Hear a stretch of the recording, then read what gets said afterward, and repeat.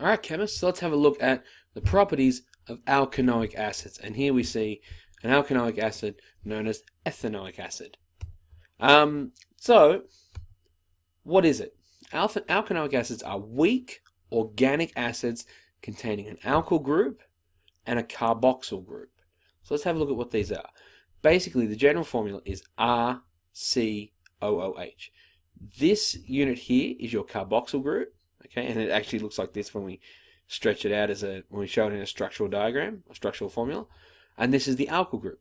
So here we have the carboxyl group and the alkyl group. Now it's named slightly differently, but we'll get to that in a second. First, the formula is always CnH2n plus 1 COOH. Again, the functional group is a carboxyl group, and that lends several properties, both its physical properties and its chemical properties. So basically, we name the longest alkyl group, okay, and then we add the suffix anoic acid.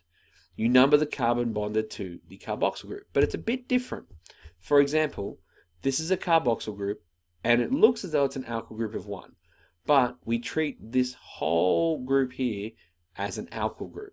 So that one becomes ethanoic acid. So it's 1, 2, all right? So even though our R is technically there, we include this whole thing. So it's ethanoic acid, okay? Not methanoic acid. And here we have 1, 2, 3, 4. Remember, we interestingly include the carboxyl carbon in our alkyl chain. So it's 1, 2, 3, 4. That's bute, and that's a 1. So it'd be 1 butanoic acid. All right. So what are the physical properties? Basically, carboxyl groups are polar. Remember, we're talking about the carboxyl group here, not the entire molecule. The carboxyl group is polar. Hydrogen bonding occurs with water, and thus alkanoic acids are soluble. And here we have a negative end and a positive end.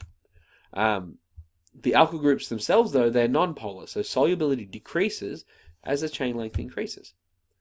The oxygen and hydrogen at the end of the carboxyl groups, what does this mean? This means the alkanoic acid molecules form strong hydrogen bonds with themselves. Okay, so we'll have a picture right there.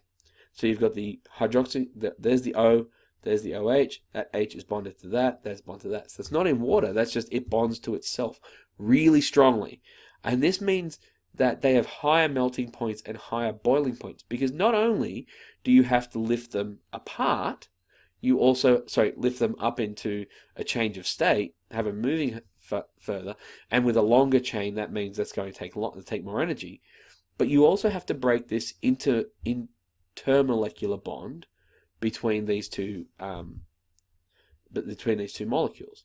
So that means the melting points and boiling points are going to be higher again when we compare them to alkanes, alkenes, and alkanols. It also has some acidic properties.